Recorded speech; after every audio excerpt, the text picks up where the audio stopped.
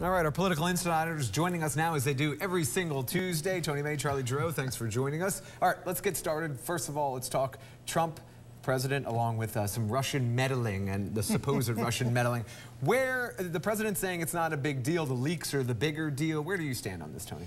Well, the leaks are like whistleblowers. I mean, the leaks are only questionable if you're on the wrong end of the leak, and that's, I understand why the president's frustrated, but there still has to be, and I think Charlie and I are going to agree on this, there should be an investigation conducted in full by somebody to find out the facts from an independent third-party analysis. Wow, we do agree. Hey, look at that. Where we don't agree is that it only matters if you're on the leaky end of the leaks, because if you're on the leaker end, you're committing a felony, and that probably should cause you some concern. But Tony's right about this. I mean, you've got two parallel stories, one about alleged collusion, the other about alleged spying. Both sides want to take a little number of facts and insert them into the argument as if it has ended. The truth is, we need the truth. We need a full investigation of both. The American people deserve to know what went on. And that's probably the biggest thing here, is that people do deserve some answers on this, because it seems like the two sides are so polarized on this issue. Yeah, and the leakers can always be identified and dealt with, but you've got the problem that if there is Russian collusion, involvement of Russia in our daily affairs, we got to know about it and stop it.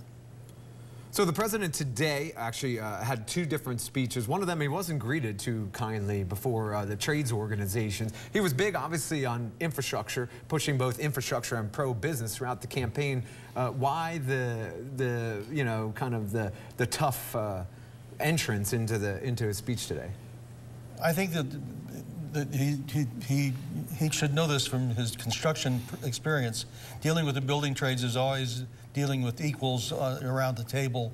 You can't push them around like you can push around some people. And they expect action. He made promises. They're going to want to see money put down to rebuild infrastructure and create jobs. And you don't think that's happening? He didn't really express that. No, there's no timetable.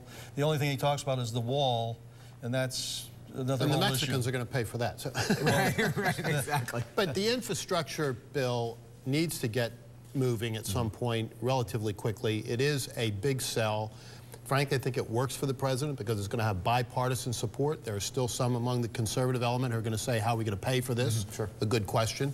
But one that can be answered, I think, and it's one that Donald Trump wins on if he pushes it forward, and he needs a win. And of course, he's talking with infrastructure comes jobs, and that's always a positive for everyone. All right, gentlemen, thank you guys for joining us. As always, we appreciate your insider, and you can always catch our political insiders here every Tuesday as you guys come in, and make sure to join them and Rob Hennerhan every Sunday for Face the State. Of course, that's Sunday mornings at 8:30.